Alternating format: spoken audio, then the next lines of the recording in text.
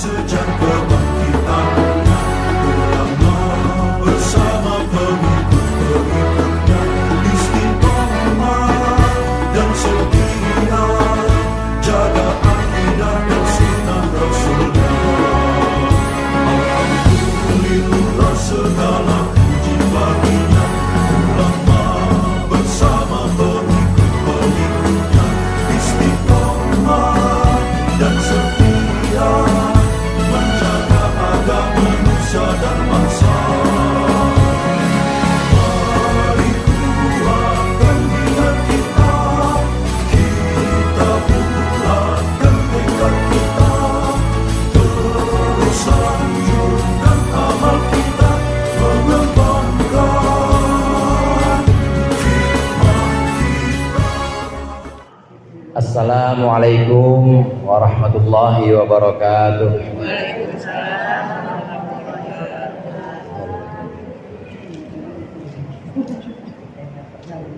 Al-Fatihah.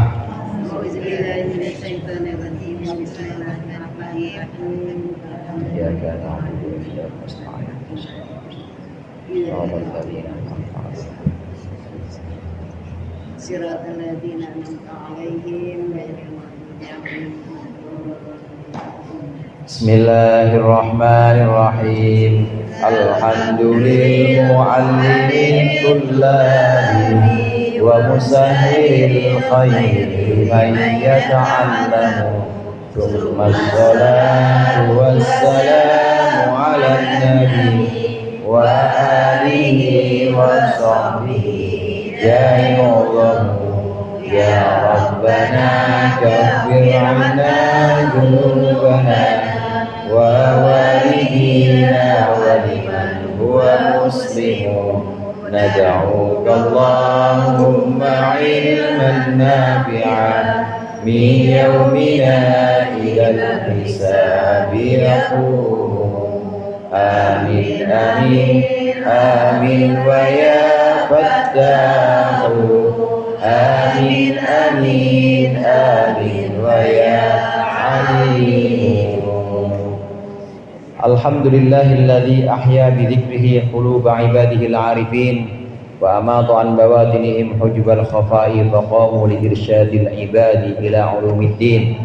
Wassalatu wassalamu ala sayyidina Muhammadin wa ala alihi wa ashabihi as-sadatil akramin.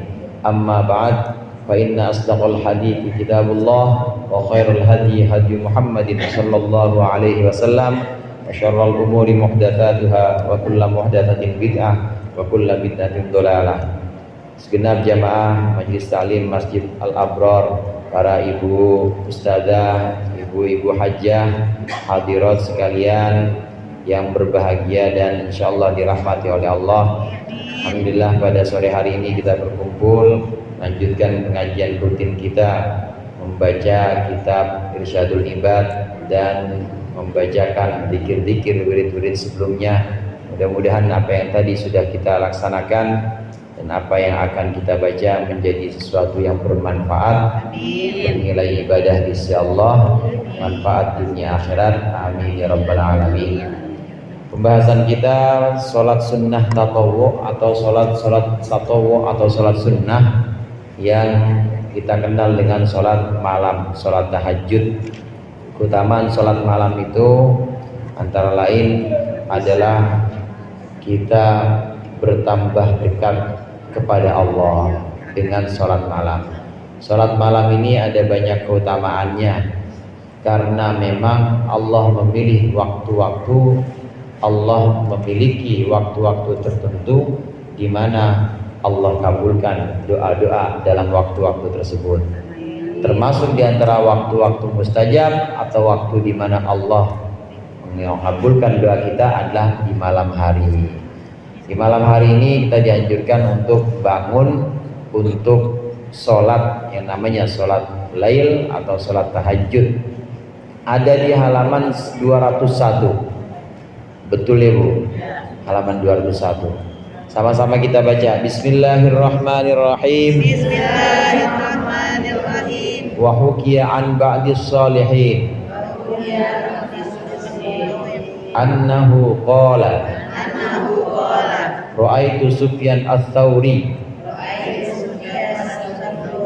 fin naumi ba'da mautih faqultu lahu kaifa haluka ya Aba Sa'id fa'arada anni wa qala laisa hadha zamanal kuna ilal akhir. Dihikayatkan dari sebagian orang-orang soleh. Yang dimaksud sebagian orang soleh ini ada satu orang soleh, satu ulama ini bercerita, satu orang. Kalau di sini namanya Abu Amir, ulama, seorang alim, seorang soleh namanya Abu Amir ini bercerita annahu bahwa sungguhnya dia qala berkata ra'aitu Sufyan ats-Tsauri, aku melihat Sufyan ats-Tsauri fin naumi dalam tidur ba'da mautihi setelah wafatnya Sufyan ats-Tsauri. Ibu kenal Sufyan ats-Tsauri, Bu? Sufyan kenal Sufyan? Sofyan kenal Bu Sofyan? Sofyan ini mana ya? Nih. Sofyan. Saya juga punya teman namanya Sofyan. Iya, jago sablon. Di Gang Kembang rumahnya. Didengar kali ini. Namanya Sufyan ats-Tsauri. Sufyan ats-Tsauri ini termasuk kibarut tabi'in, termasuk ulama yang besar masa hidupnya pada masa hidup tabi'in. Orang yang hidup sezaman dengan Rasulullah, bertemu dengan Rasulullah, namanya sahabat. Apa namanya, Bu? Sahabat. Ini yang ketemu dengan Rasulullah. Meskipun ketemunya dalam masa ketika dia masih kecil, tetap sahabat. Seperti Abdullah bin Abbas, itu ketika kecil ketemu Rasulullah saat Abdullah bin Abbas masih kecil, tetap namanya sahabat. Karena ngalamin, menangi Kanjeng Nabi Muhammad SAW. Ngalamin itu maksudnya menangi itu ya ngalamin. Ketemu sama Rasulullah, namanya sahabat. Nah, orang yang setelah sahabat tidak bertemu dengan Rasulullah tapi bertemunya dengan sahabat namanya tabi'in. Nah, Sufyan ats-Tsauri ini termasuk tabi'in, yaitu orang yang bertemu dengan para sahabat tapi nggak bertemu dengan Rasulullah. Jadi masanya masih masa awal. Nah, kalau kita udah orang akhir zaman, kita udah masa-masa akhir, orangnya mana jauh dari Arab, mana kecil-kecil, ya mana ya masih jauh banget dari bau-baunya Nabi Muhammad, bau-baunya para sahabat tuh kita masih jauh sekali. Tapi alhamdulillah kita ditakdirkan Islam. Alhamdulillah kita ditakdirkan iman.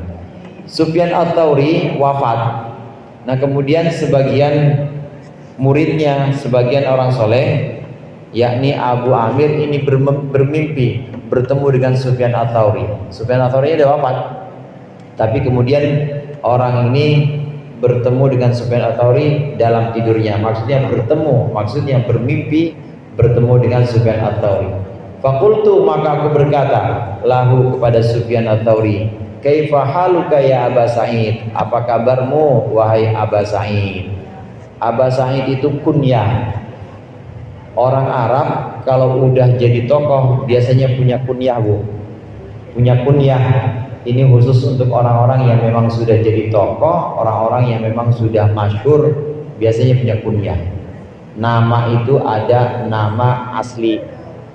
Ada nama asli. Ya, ada nama poyokan. Tahu poyokan, Bu? Nama poyokan.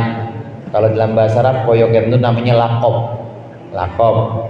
Ya, orang benar-benar namanya bagus, namanya Muhammad Hasan. Dipanggilnya Paul. Itu namanya poyokan. Udah benar-benar namanya ya namanya cakep sebenarnya, tapi dipanggil dengan nama poyokan. Ini lakob. Nah, ada selain nama asli ada yang namanya kunyah. Kunyah ini nama untuk orang-orang yang memang sudah punya ketokohan. Dia bukan orang sembarangan. Seperti Nabi Muhammad, ini kunyahnya Abul Qasim. Di selawat Gus Dur ada tuh, Bu. Siapa yang tugas tadi? Iya. Abil Qasim, itu yang dimaksudkan Abil Qasim adalah Nabi Muhammad SAW. Namanya kunyahnya Abil Qasim. Kebetulan memang Rasulullah punya anak namanya Al Qasim, maka disebut dengan Abil Qasim, bapaknya Qasim. Karena memang saat itu anak laki-laki itu kebanggaan, apalagi anak pertama disebut Abil Qasim, bapaknya Qasim. Sayyidina Abu Bakar. Tahu Bu nama aslinya Sayyidina Abu Bakar? Abu Bakar itu bukan nama asli, nama kunyah juga Abu Bakar. Nama aslinya Abdullah bin Quhafah, tapi lebih dikenal dengan kunyahnya Abu Bakar. Sayyidina Ali punya kunyah juga, namanya Abu Turab. Abu Turab itu bapaknya tanah. Bapaknya tanah, emang kunyah udah terkenal Sayyidina Ali dengan sebutan Abu Turab. Kalau di kita kunyah itu ya bisa seperti Abul Qasim, bapaknya Asep misalnya, atau bapaknya Wandi, nah itu bisa kunyah. Atau bisa juga kunyah ini adalah sebuah kebanggaan, bapak proklamator. Tahu Bu siapa Bu? Soekarno, bapak proklamator. Kalau bapak pendidikan tahu nggak Bu siapa? Ki Hajar Dewantara, 100 buat Ki Hajar Dewantara, namanya bapak pendidikan. Nah itu kunyah juga. Kemudian Sufyan Ats-Tsauri punya kunyah namanya Aba Said. Aba Said itu artinya bapak kebahagiaan.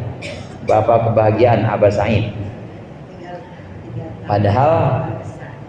Padahal Sufyan Ats-Tsauri ini binnya bin Said, bapaknya namanya Said.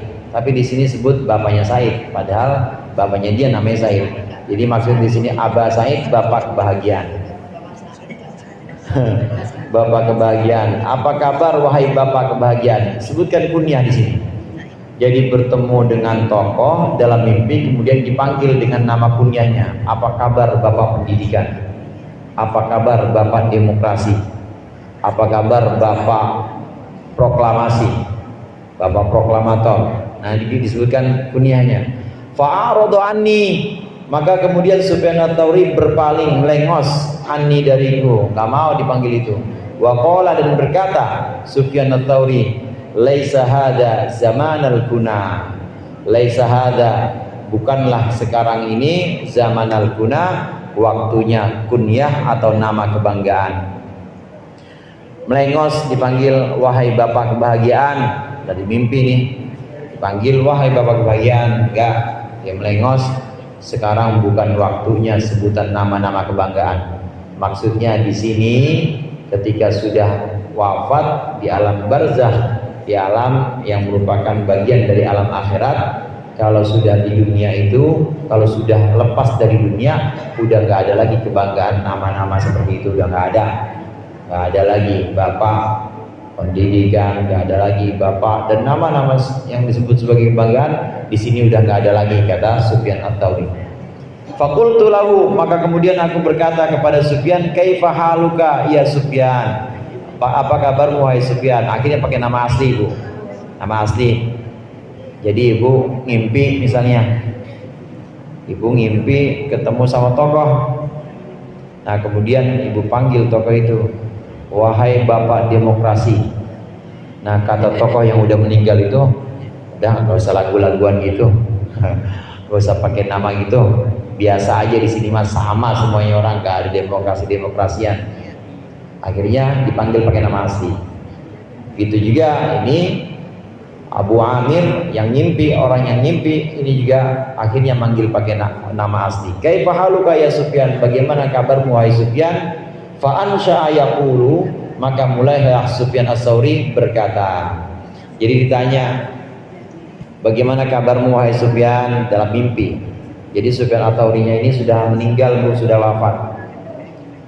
Dalam mimpi itu ditanya, apa kabarmu wahai Sufyan? Mulailah Sufyan Ats-Tsauri mendendangkan syair berikut ini. Namanya syair, dalam bahasa Inggris sebutannya syair. Ini baharnya bahar tawil. Bahar tawil itu fa'ilun mafa'ilu. Nah, ini nanti ini dilaguin. Kalau ibu-ibu kan banyak lagunya ya. Iya. Banyakan lagu ibu-ibu mah. Nih, ini syair Sufyan Ats-Tsauri. Syair Sufyan Ats-Tsauri yang ditemui dalam mimpi oleh Abu Amir. Abu Amir ngimpi, Bu, ketemu sama Sufyan Ats-Tsauri, tapi begitu bangun masih ingat syairnya, masih ingat syair atau puisi yang disebutkan oleh Sufyan Ats-Tsauri dalam mimpinya. Syairnya berikut ini: Nadartu ila rabbi iyanan faqala li hani'an ridai anka yabna sa'idi laqad kunta qawwaman idzal lailu qad duja bi'abradi mushtaqin wa qalbin amidi fadunaka fakhtar ay ya qasrin turiduhu wa zurni fa inni anka ghairu ba'idi. Gak kalah suara saya sama Umi. Nadartu ila rabbi. Dalam mimpi itu Sufyan Ats-Tsauri menjawab, nadartu ila rabbi iyanan. Aku melihat Tuhanku secara langsung. Faqala li, maka Tuhanku berkata kepadaku, hani'an ridhoi, sambutlah cintaku wahai Sufyan, anka, darimu, yabna Sa'idi, wahai ibna Sa'id, wahai anaknya Sa'id. Memang Sufyan Ats-Tsauri sebutannya Muhammad bin Sa'id, nama bapaknya Sa'id, wahai anaknya Kang Sa'id. Laqad kunta qawwaman, sungguh engkau dulu itu mendirikan malam, idzal lailu qad tuja, ketika malam sudah gelap. Engkau begadang, engkau qiyamul lail bi abrati mushtaqin, dengan air mata kerinduan, wa qalbin amidi, dengan hati, wa qalbin amidin, dan dengan hati yang sedih. Fadunaka, maka ambillah, fakhtar ayya qasrin, maka pilihlah istana mana, turiduhu, yang engkau inginkan, wazurni, dan sowanlah kepadaku, kunjungi aku, fa inni anka ghairu ba'idi, sungguhnya aku tidak jauh darimu tidak jauh, maksudnya aku tidak jauh darimu. Sufyan Ats-Tsauri mendendangkan syair ini dalam mimpi, padahal sudah wafat orangnya, tapi yang ditemui adalah muridnya. Aku melihat Allah langsung, aku di sini bisa memandang langsung kepada Tuhanku. Kemudian Tuhanku berkata kepadaku, sambutlah cintaku wahai Sufyan Ats-Tsauri, karena dulu engkau bangun malam, ketika malam telah gelap, engkau bangun dengan air mata kerinduan dan hati yang sedih. Ibu-ibu hadirat rahimakumullah, ini pembahasan tentang sholat tahajud. Artinya orang yang bangun malam ini derajat kedekatannya kepada Allah benar-benar intim, benar-benar dekat. Di dunianya dia dekat karena bisa bermunajat, bisa bisik-bisik kepada Allah, bisa mengeluarkan keluh kesah, curhat pada Allah. Jangan curhat kepada tetangga, Bu. Ibu curhat ke sebelah kiri, kanan, depan, belakang pada tahu yang lain. Jangan curhat sama teman, jangan curhat apalagi sama yang lemes. Jangan bangun malam kemudian mengadu kepada Allah, ya Allah, siapa lagi yang aku jadikan tempat meminta selain Engkau? Orang-orang semua jauh, pada tidur semuanya, dan Engkau yang tetap terjaga dan tetap bangun, Engkau mencukupi segala kebutuhan-kebutuhanku. Aku butuh, ya Allah, aku butuh, biar laku rumahku yang di sono. Begitu, Bu. Jadi minta bisik-bisik kepada Allah, curhat kepada Allah, keluh kesah boleh. Orang yang sabar itu tetap berkeluh kesah. Orang berkeluh kesah tetap sabar. Walaupun dia ngeluh, dia tetap disebut sebagai orang sabar, asal ngeluhnya kepada Allah. Ngeluhnya kepada Allah, tapi kalau ngeluhnya kepada selain Allah udah gak sabar namanya. Gak sabar, baru dikasih sakit aja ya ngeluhnya. kemana-mana. Nggak ngaji kok. Iya ini kalau sehat-sehat sakit ada aja. Ya asam urat ya segala macam. Jadi ngeluhnya sama orang semuanya. Padahal yang diceritain satu. Jadi kenal semua. Jadi tahu semuanya. Padahal ceritanya cuma pada satu orang. Saya cuma satu orang Ustaz yang saya jadi tempat curhat. Habis itu saya pasang status. Ya sama aja itu mah. Semua orang pada tahu. Jadi jangan sebarkan keluh kesahmu, jangan sebarkan kesedihanmu kepada orang-orang yang cukup Allah yang tahu. Jangan sampai orang tahu kalau kita lagi sedih, Bu. Pokoknya orang lihat kita senang aja, Bu. Ibu nggak tahu, saya kan sedih banget. Tapi saya umpetin, begitu maksudnya. Begitu juga ibu ke saya, Ustaz nggak tahu saya lagi sedih ini di rumah, tapi di masjid mas senang-senang aja. Setan itu paling gedek, paling benci, marah dia kalau ngelihat orang Islam senang. Dia marah banget, gedek kalau ngelihat orang Islam senang. Makanya kita kumpul-kumpul di majelis taklim, kumpul sama teman-teman yang sama, yang segelombang, satu frekuensi, sama-sama suka ngaji, sama-sama suka silaturahim. Ini tujuannya adalah buat menampakkan kesenangan kita, karena setan itu sebel sama orang Islam yang senang. Tapi kalau melihat orang Islam yang cemberut aja, rasanya masalah besar banget, dikit-dikit ngeluh, dikit-dikit ngedumel, grundel lagi, senang setan melihat orang Islam yang begitu. Nah kita nggak mau setan senang. Caranya bagaimana? Kita harus senang, maka setan gede. Nah begitu juga kalau kita mau keluh kesah, jangan kepada makhluk, jangan kita keluh kesah kepada orang, cukup kepada Allah aja. Tunjukin di depan orang kalau kita itu orang yang paling senang sedunia, Bu. Iya, pokoknya senang sedunia itu kita. Jangan tampakkan, jangan tunjukkan kalau kita ada masalah. Ketemu orang cerita lagi masalah A, ketemu yang lain masalah B, jangan. Wa idza tusibka khasasatun pada jamali istaghna agnaka rabbuka bil ghina wa idza tusibka khasasatun pada jamali. Kalau sedang tertimpa oleh kesedihan, maka cukuplah dengan nikmat Allah yang sudah engkau peroleh. Betul, taruhlah ada seorang misalnya betul lagi sedang kena musibah, ditinggal mati, dan tambah lagi suaminya sakit, tambah lagi anaknya belum bayar kuliah, belum bayar kontrakan juga. Tapi ada banyak nikmat Allah yang udah diterima oleh orang itu. Dulu-dulu dikasih sehat mulu, dulu-dulu dikasih bisa terus bayar kuliah, bayar kontrakan, kan cuma sekarang doang. Nah begitu ada tamu datang, jangan tunjukin. Cukuplah dengan nikmat-nikmat Allah yang udah kau terima sebelumnya. Tunjukin kalau kita fine-fine aja. Tahu fine, Bu? Kalau kita baik-baik saja, tunjukkan. Walaupun sedang tertimpa musibah, tetaplah kita menunjukkan bahwa kita senang-senang aja, baik-baik saja. Kalau mau mengeluh, ngeluh sama Allah. Kalau ngeluhnya kepada makhluk, udah tidak sabar namanya, dumel, berundel aja. Mengeluh kepada Allah yang paling bagus malam hari ini. Saat seseorang mengeluh kepada Allah di malam hari, habis sholat tahajud, kemudian bermunajat, berbisik-bisik pada Allah dengan suasana yang sangat dekat, yang sangat intim, maka selamanya dia akan seperti itu. Artinya di dunia dia bangun malam dekat kepada Allah, nanti di akhirat, di alam barzakh itu pasti juga dekat dan juga sangat intim hubungannya dengan Allah, dan akan Allah kabulkan semua permohonan-permohonannya.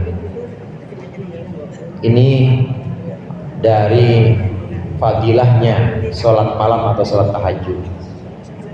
Allah menjawab di sini, wahai Sufyan, engkau dulu itu bangun malam dan engkau mengadu kepadaku dengan air mata kerinduan dan dengan hati yang sedih.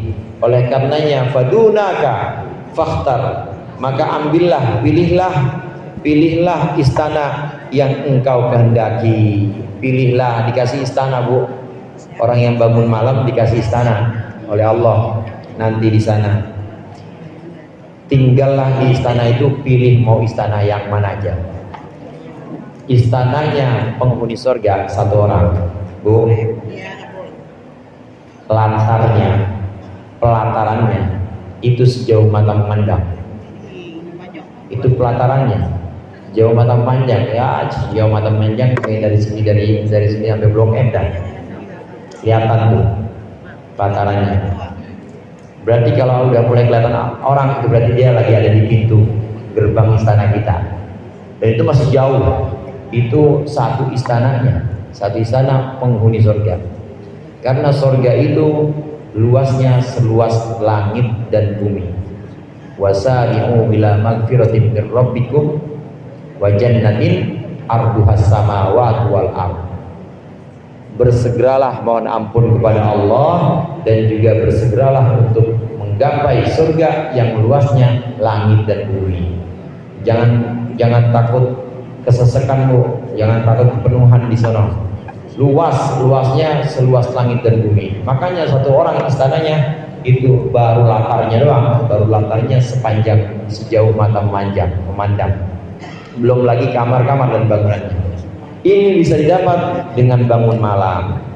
Kata Allah kepada Sufyan Ats-Tsauri di sini, pilihlah istana yang engkau kehendaki karena engkau telah bangun malam, mengadu dengan air mata kerinduan, mengadu dengan hati yang sedih, mengadu hanya kepadaku. Pilih istana yang engkau kehendaki. Wazurni, dan juga datanglah kepadaku, maksudnya sowan, menghadaplah kepadaku karena aku sangat dekat. Surga yang ada gambarannya di Al-Quran, yang ada gambarannya di sebagian hadis, itu nikmat yang paling rendah di akhirat Bu. Nikmat di akhirat yang paling rendah adalah surga. Karena masih ada nikmat yang lebih tinggi lagi. Ibu kalau saya suruh main ke rumah saya, suruh nginep 3 hari, saya sediain semuanya, mulai dari buah-buahan sampai nanti buat pulang ada ongkosnya. 3 hari mau Bu, tapi saya ogah nemenin Ibu, saya ogah nemuin Ibu, kira-kira gimana? Enak nggak ditemuin sama tuan rumah?